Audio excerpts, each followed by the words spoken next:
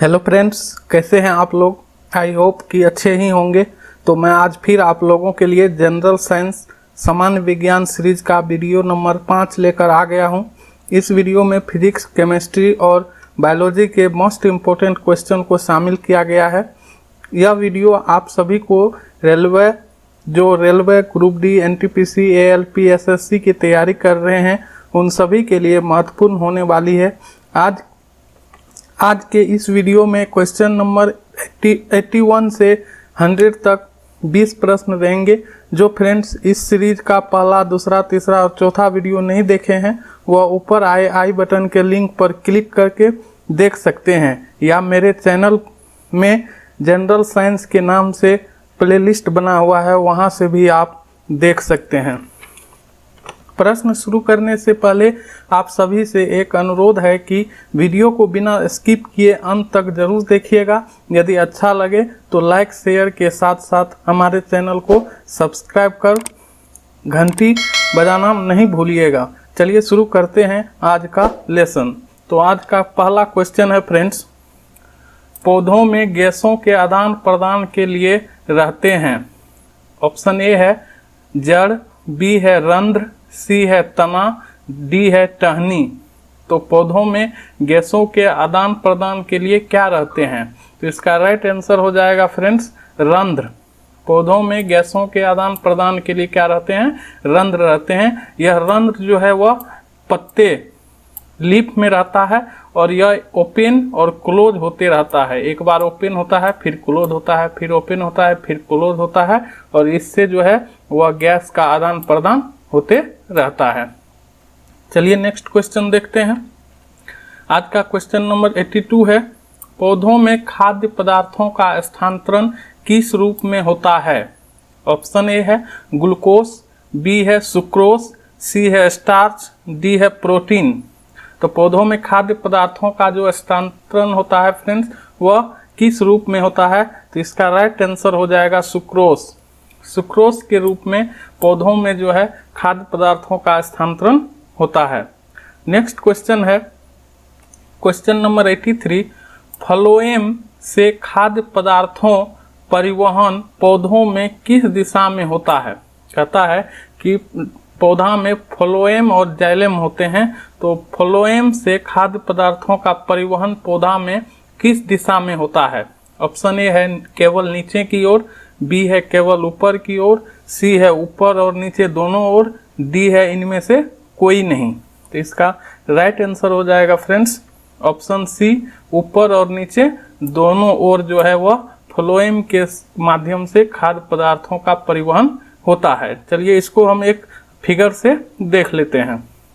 यहाँ देखिए, यह जो गया है यह जमीन से, मिट्टी से यह पानी जो है वह ले गया है ऊपर की तरफ। यह केवल ऊपर की तरफ गया है, लेकिन यह पत्ता में भी, लीफ में भी पहुंचता है। यहाँ पे भोजन बनता है, प्लांट का भोजन तैयार हो जाने के बाद यहाँ से फिर देखिए यह भोजन ले करके यह जो देखिए यहाँ से आया, फिर यहाँ नीचे भी आया और यहाँ से देखिए ऊपर भी चला गया।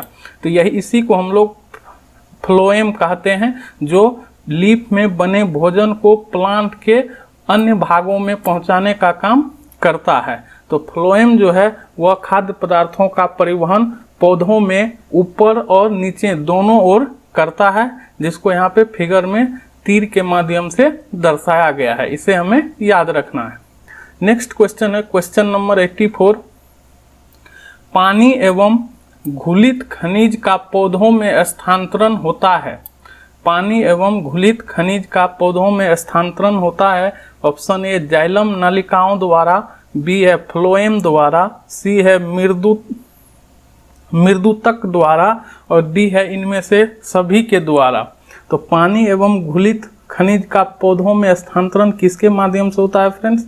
तो इसका राइट आंसर हो जाएगा ऑप्शन ए, जाइलम नलिकाओं द्वारा जो है पानी एवं घुलित खनिज का पौधों में स्थानांतरण होता है। जैसे कि हमने पहले क्वेश्चन में बताया था कि जाइलम के माध्यम से जमीन से, मिट्टी से पानी जो है और घुलित खनिज पदार्थ को वह ऊपर की तरफ केवल ले जाता है, जबकि फ्लोएम जो है वह ऊपर लीफ में बने भोजन को प्लांट के सभी भागों में नीचे ऊपर पहुंचाने का काम करता है। तो इसको याद रखना है।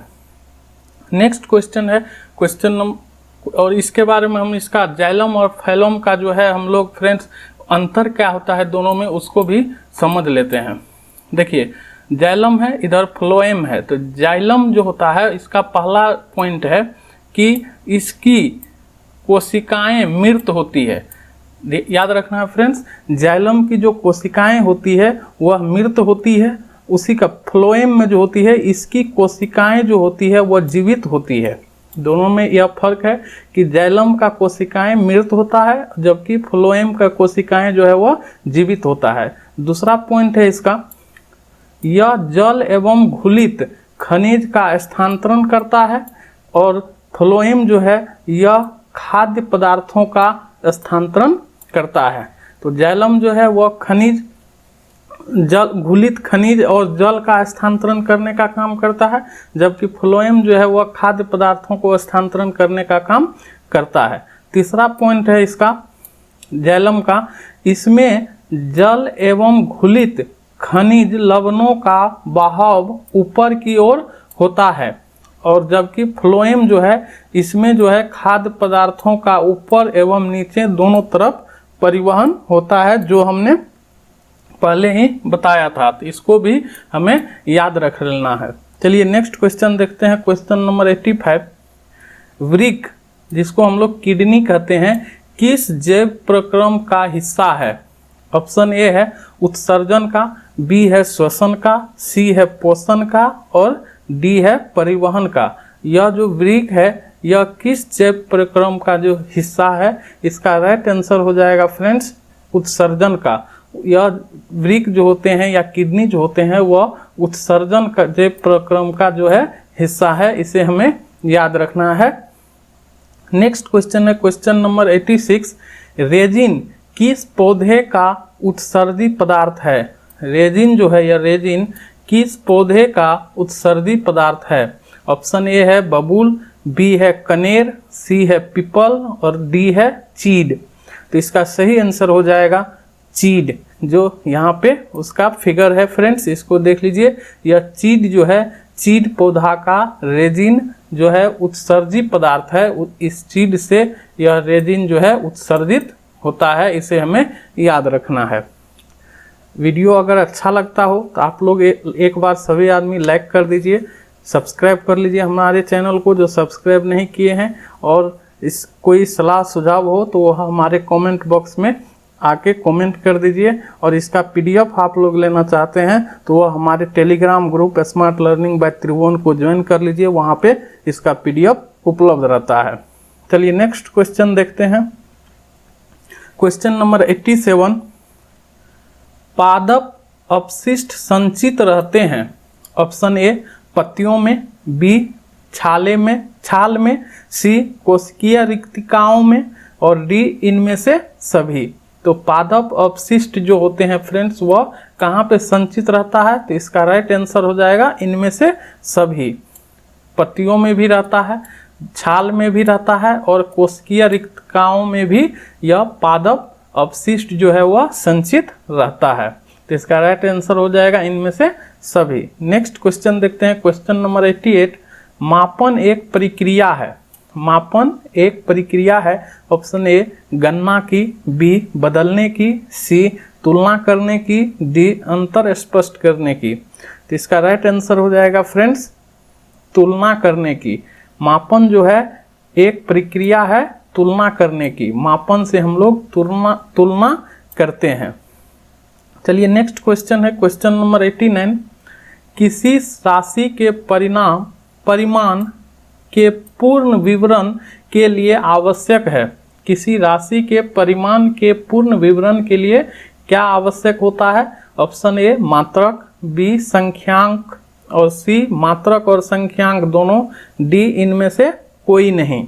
तो किसी राशि के परिणाम के पूर्ण विवरण के लिए फ्रेंड्स मात्रक और संख्यांक दोनों जरूरी होता है। तो इसका राइट आंसर चला जाएगा ऑप्शन सी में। तो इसका ऑप्शन सी जो है वह राइट आंसर हो जाएगा।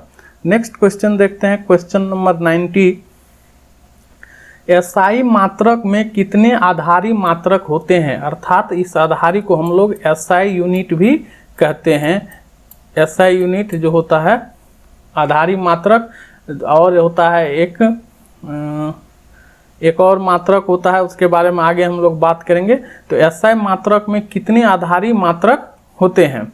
ऑप्शन ए है 3, बी है 4, सी है 9, डी है 7। तो एसआई मात्रक में फ्रेंड्स 7 एसआई आधारी मात्रक होते हैं।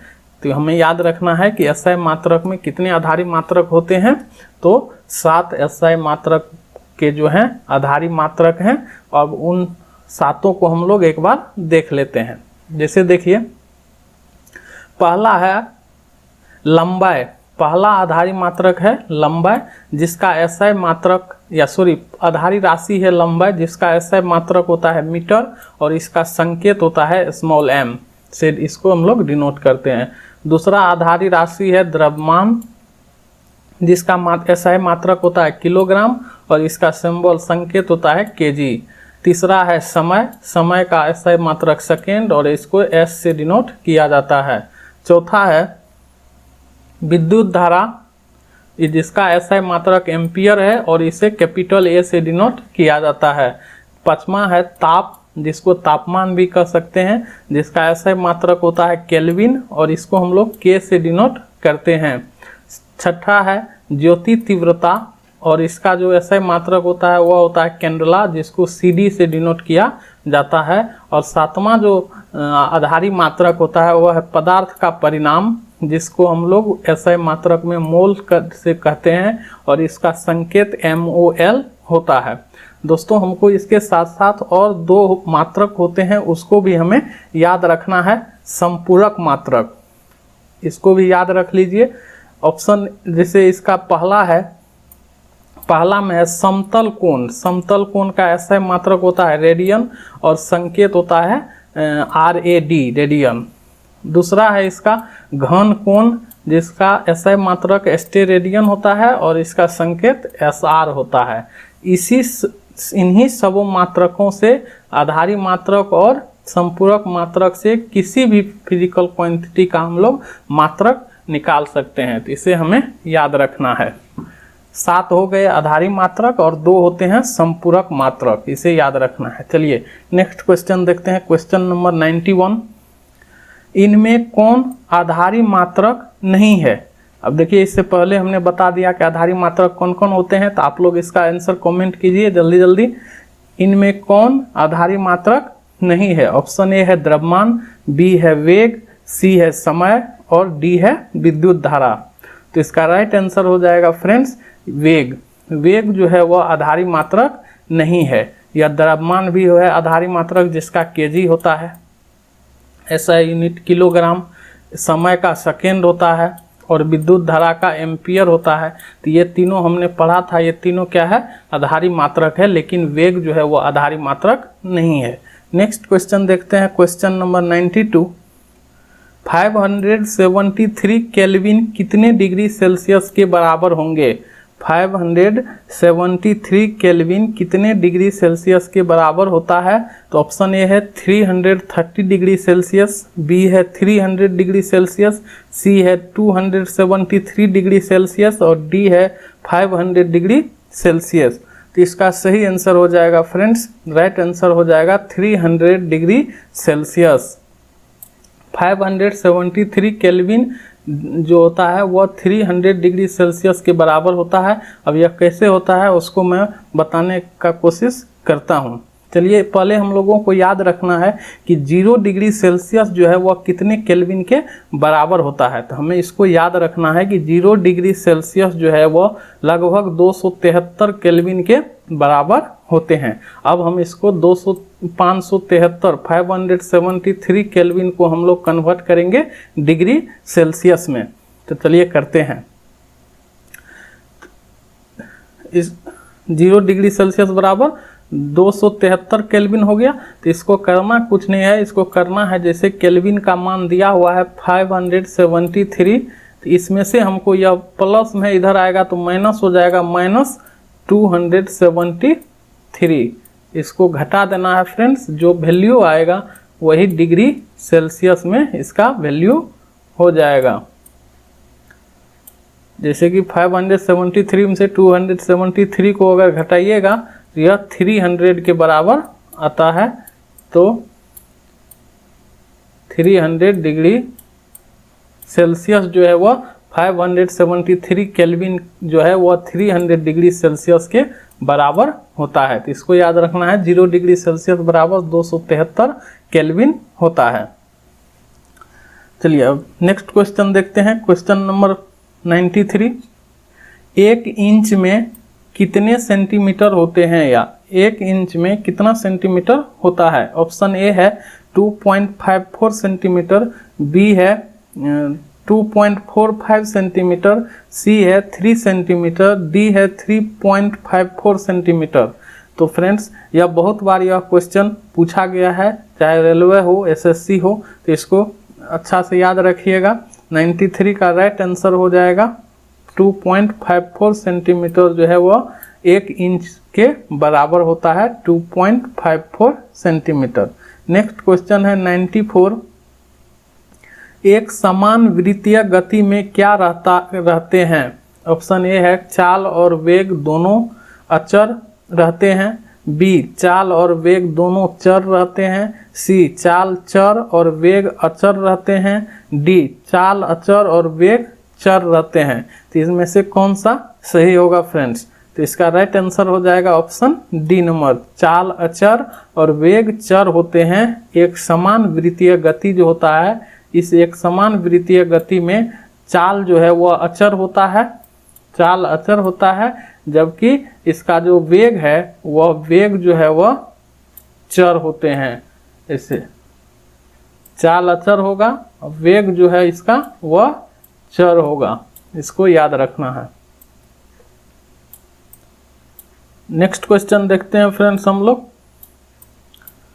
नेक्स्ट क्वेश्चन है आज का क्वेश्चन नंबर 95, निम्नलिखित में किस धातु को किरोसिन में डुबाकर रखते हैं। कौन सा धातु है जिसे हम लोग किरोसिन में डुबा करके रखते हैं। ऑप्शन ए है कार्बन, बी है सोडियम, सी है मरकरी, डी है टंगस्टन। तो ऐसा कौन सा धातु है जिसे हम लोग किरोसिन में डुबा करके रखते हैं। इसका राइट आंसर हो जाएगा फ्रेंड्स सोडियम। सोडियम धातु को हम लोग किरोसिन में डुबा करके रखते हैं। चलिए हम लोग कुछ सोडियम के बारे में जान लेते हैं। तो यहाँ देखिए फ्रेंड्स, सोडियम के बारे में हम लोग कुछ तथ्य को जानते हैं। कहता है कि सोडियम सक्रिय धातु है जो वायु में उपस्थित ऑक्सीजन से क्रिया करके सोडियम ऑक्साइड बनाती है।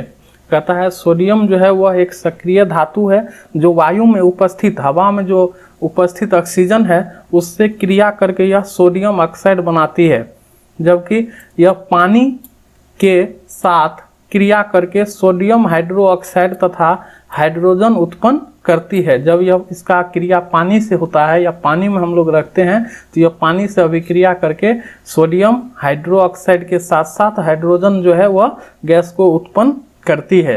वायु में जब इसे हम वायु में रखते हैं, वायु में खुला छोड़ देते हैं, तो वायु में खुला छोड़ देने पर यह आग पकड़ लेती है। अर्थात जब हम सोडियम को वायु में खुला रख देंगे तो इसमें क्या होता है, अपने आप जो है वह आग पकड़ लेता है। इसलिए बहुत सक्रिय धातु होने के कारण इसे मिट्टी तेल में डुबोकर सुरक्षित रखते हैं। इसलिए हम लोग इसे मिट्टी तेल में डुबोकर रखते हैं ताकि यह न तो इसमें आग लगे न यह कोई रिएक्शन करता है मिट्टी तेल में या किरोसिन में। चलिए नेक्स्ट क्वेश्चन देखते हैं, इसको याद रखना है। नेक्स्ट क्वेश्चन देखते हैं 96 क्वेश्चन है, निम्नलिखित में से पित्तल किसका उदाहरण है। निम्नलिखित में से पित्तल किसका उदाहरण है। ऑप्शन ए है धातु का, बी है अधातु का, सी है मिश्र धातु का और डी है यौगिक का। तो इसका राइट आंसर हो जाएगा फ्रेंड्स मिश्र धातु। पित्तल जो है मिश्र धातु का उदाहरण है और यह पित्तल जो है तांबा और जिंक मिला करके पित्तल का निर्माण होता है। तांबा और जिंक को मिलाया जाता है तब पित्तल का निर्माण होता है। तो पूछा जाएगा कि पित्तल में किन किन धातुओं का मिश्रण होता है, तो हमें याद रखना है तांबा और जिंक का यह मिश्रण होता है पित्तल। नेक्स्ट क्वेश्चन देखते हैं, क्वेश्चन नंबर 97, निम्नलिखित में से कौन विद्युत का सुचालक है। ऑप्शन ए है सल्फर, बी है प्लास्टिक, सी है आयोडीन और डी है ग्रेफाइट। तो निम्नलिखित में से विद्युत का सुचालक कौन सा है फ्रेंड्स? इसका राइट आंसर हो जाएगा ऑप्शन नंबर डी, इसका राइट आंसर हो जाएगा ग्रेफाइट। ग्रेफाइट जो है वह विद्युत का सुचालक है। इसके बारे में, ग्रेफाइट के बारे में हम लोग कुछ जान लेते हैं। ग्रेफाइट कार्बन का एक अपरूप होता है।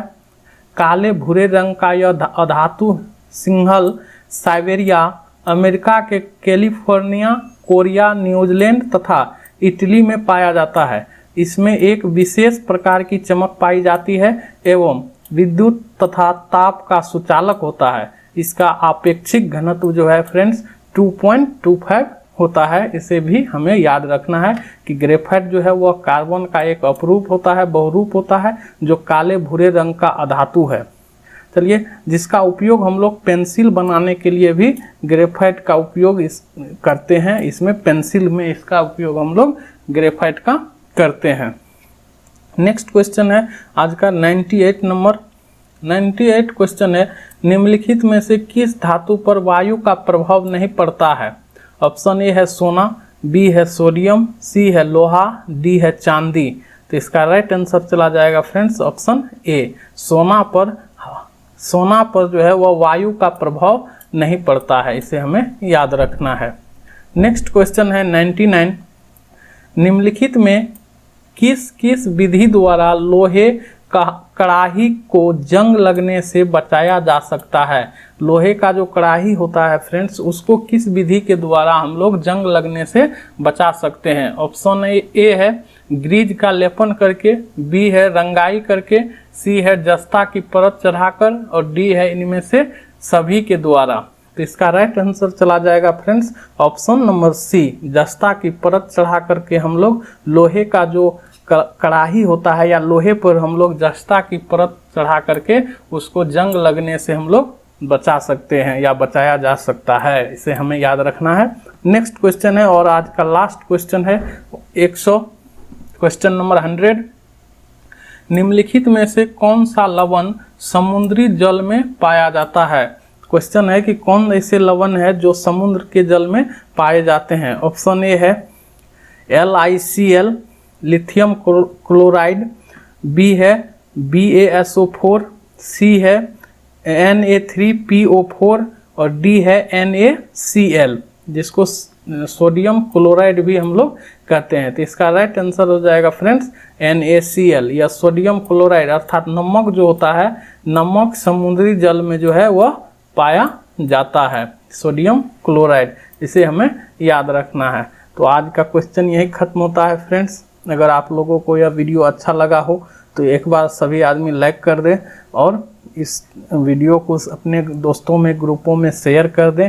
और जो फ्रेंड्स हमारे चैनल को सब्सक्राइब नहीं किए हैं अभी तक, वह कृपया करके हमारे चैनल को सब्सक्राइब कर लें, ताकि और बेल आइकन को भी प्रेस करना ना भूलें, ताकि हमारे चैनल से रिलेटेड सभी अपडेट आपको सबसे पहले प्राप्त हो। मिलते हैं फिर अगले वीडियो में, वीडियो नंबर 6 लेकर के। तब तक के लिए धन्यवाद। जय हिंद।